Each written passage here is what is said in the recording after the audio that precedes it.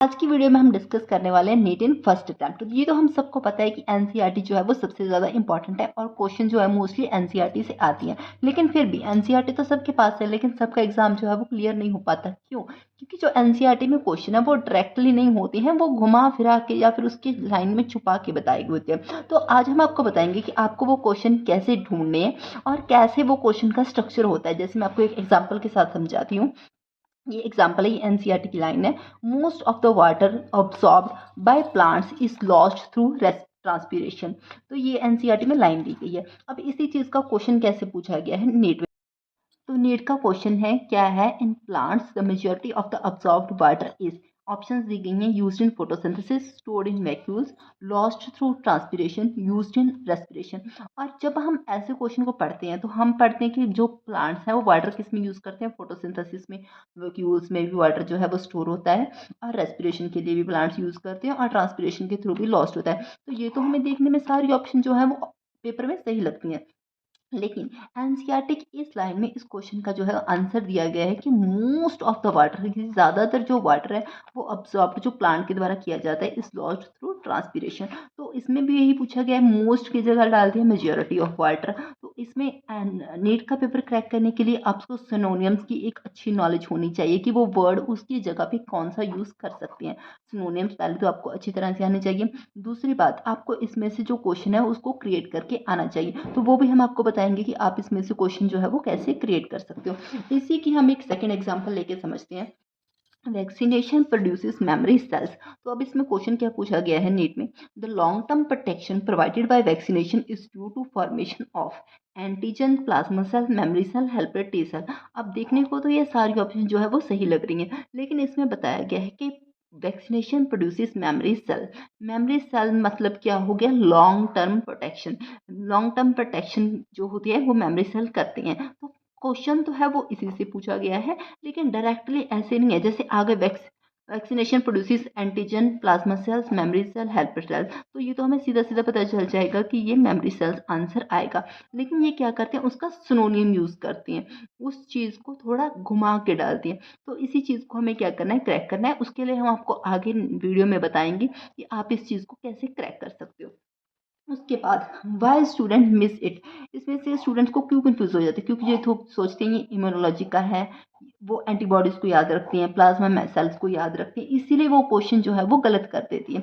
उसके बाद लेकिन but NEET ask long term protection, NEET quietly give answer in one line. NEET में सभी क्वेश्चन जो उसमें आते हैं उसमें सबका आंसर जो है वो एनसीईआरटी में दिया गया है, लेकिन आपको ढूंढना आना चाहिए। और इस वीडियो में हम आपको बताएंगे कि वो आंसर आपको ढूंढना कैसा है।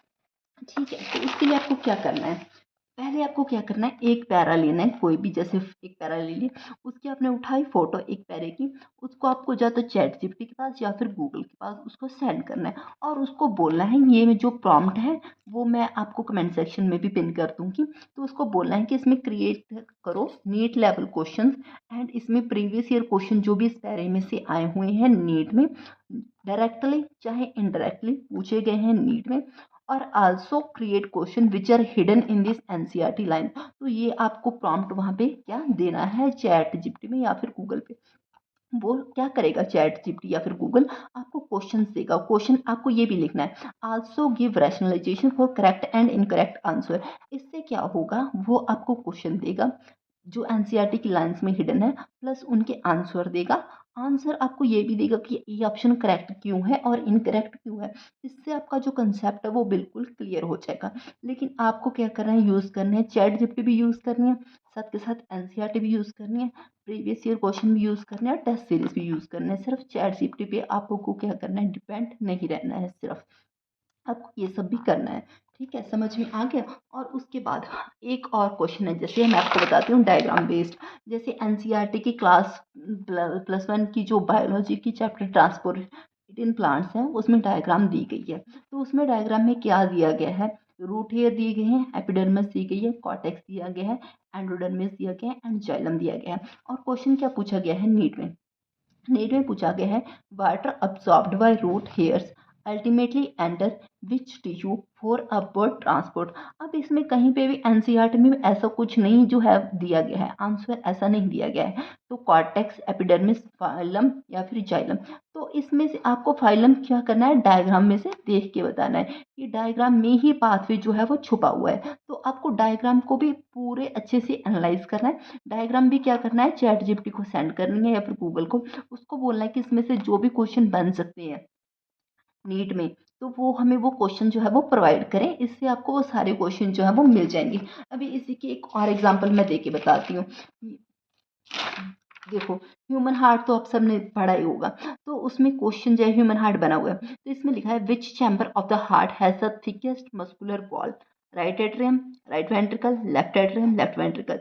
लेकिन कहीं पे भी वहां पे डायग्राम में ये मेंशन नहीं है कि ये थिकेस्ट वॉल है। लेकिन जब वो डायग्राम बनी हुई है, अगर हम देखें अच्छे से, तो डायग्राम में साफ साफ शो हो रहा है कि ये जो लेफ्ट वेंट्रिकल है उसकी जो थिकनेस है वो ज़्यादा है, लेकिन कहीं पे भी मेंशन नहीं है। तो जो नीट में है वो क्वेश्चन ऐसे ही आता है, बनता है एनसीईआरटी से ही है, लेकिन क्या होता है वो हिडन होता है उसमें। तो आपको उस चीज़ को क्या करना है, क्रैक करना है। वो कैसे क्रैक करोगे, सेम तरीका है। आपको क्या करना है, चैट जीपीटी को फोटो भेजनी है, फोटो भेज के आपको उसको पूछना है कि इसमें से जो जो हिडन क्वेश्चन है या फिर प्रीवियस ईयर क्वेश्चन है वो हमें क्या कर दो, प्रोवाइड कर दो। उसके बाद आपको कौन कौन सी जो बुक्स हैं वो बेस्ट हैं आपके लिए। तो पहली बात तो आपको जैसे ही आपका एक पैराग्राफ कर करके आपके पूरा चैप्टर क्लियर हो जाएगा, तो आपको क्या करना है, आपको उसमें से प्रीवियस ईयर क्वेश्चन करनी है। प्रीवियस ईयर क्वेश्चन करने के लिए हम आपको बुक्स सजेस्ट कर रहे हैं। ये बुक्स हैं MTG 38 years NEET chapter wise.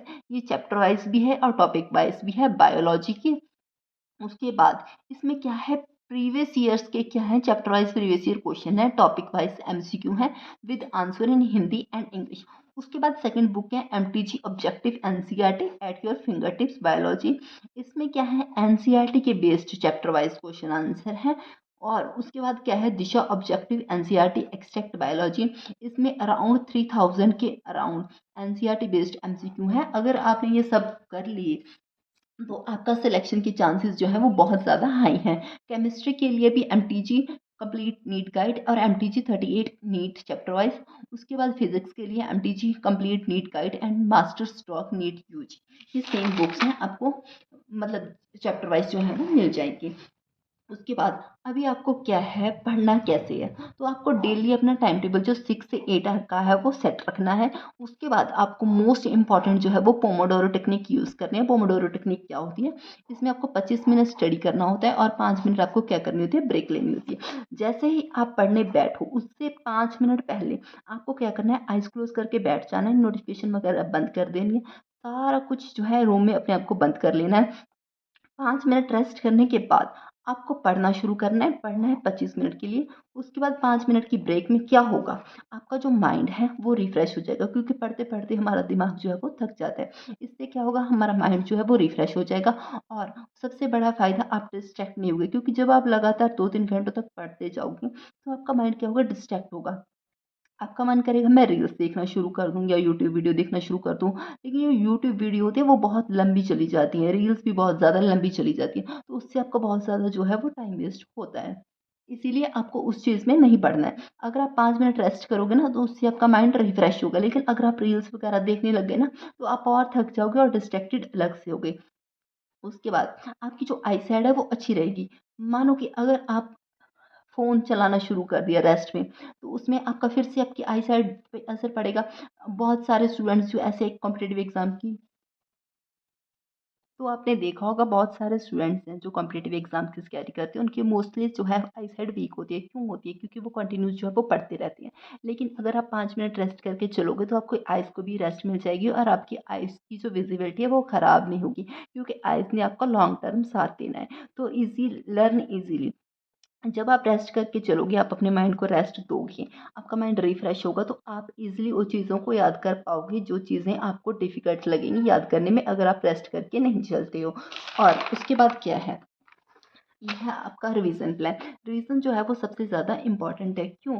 क्योंकि अगर आपने पढ़ते गए रिवाइज कुछ नहीं किया तो आगे वाला आप पढ़ते जाओगे, पीछे वाला जो है वो भूलते जाओगे। इसीलिए वीक में एक दिन आपको कुछ नया नहीं पढ़ना है, सिर्फ क्या करनी है, रिवीजन करनी है। और रिवीजन भी मैं आपको एक अच्छी टेक्निक बताती हूँ। क्या करना है, जैसे आपने एक बार चैप्टर जो है वो आगे से कर लिया पूरा, दूसरी बार क्या करना है, आपको वो चैप्टर पीछे से पढ़ना शुरू करना है। क्यों? क्योंकि जैसे ही हम चैप्टर शुरू करते हैं तब तो हमारी एनर्जी हाई होती है, हम बहुत इंटरेस्ट से पढ़ते हैं। लेकिन जैसे जैसे चैप्टर खत्म होते जाता है तो हमारी एनर्जी जो है वो लो होती जाती है, हम बोर्ड होने लगते हैं उस चैप्टर से।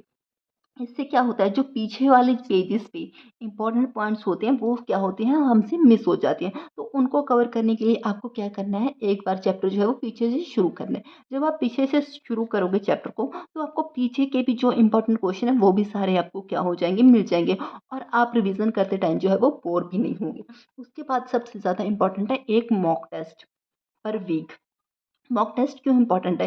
क्योंकि आपको टाइम मैनेजमेंट करना आ जाएगा। जब आपको पता चलेगा कि मुझे 1 आवर में ये इतने क्वेश्चन कंप्लीट करने हैं, तो आपको नई-नई टेक्निक पता चलेगी जिससे आप अपना टाइम मैनेज कर सकते हो। क्योंकि एग्ज़ाम में ऐसा बहुत बार होता है कि इंसान को पेपर तो आता है लेकिन टाइम की वजह से कम रह जाता है। तो आपको बहुत सारी चीज़ें में ऐसा पता चलेगा कि यहाँ पे मुझे टाइम वेस्ट करना है, यहाँ पे मुझे टाइम वेस्ट जो है नहीं करना है।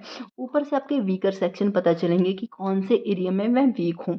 दूसरा, आपका जो एग्ज़ाम का फ़ियर है वो रिड्यूस हो जाएगा। जब आप इतनी मॉक टेस्ट दे दोगे तो आपको एग्ज़ाम में बैठने टाइम इतना डर नहीं लगेगा। और स्टूडेंट्स जो मिस्टेक कॉमनली करते हैं वो ये है कि वो बहुत ज़्यादा बुक्स फॉलो करते हैं, रिवीजन नहीं करते हैं, दूसरों के साथ कंपेयर करते हैं और एनसीईआरटी को इग्नोर करती हैं। दूसरों के साथ कंपेयर करने से आपकी खुद की वैल्यू डाउन होगी, क्योंकि हो सकता है जैसे आपने क्या कि फ्रेंड ने 4 चैप्टर कंप्लीट कर लिए, आपने 2 ही किए हैं, लेकिन उसने जो क्या किए हैं, उसने वो डीप स्टडी नहीं किया, ऊपर-ऊपर से पढ़ाई या फिर रिवीजन नहीं किया, लेकिन आप अच्छे से कर रहे हो, तो आपके वो 2 ज़्यादा वैल्यूएबल हैं उसके 4 से। इसलिए अपने आप को दूसरों के साथ कंपेयर नहीं करना है, अपने आप पे विश्वास रखना है। उसके बाद ये वीडियो हम यहीं पे एंड करते हैं। होप आप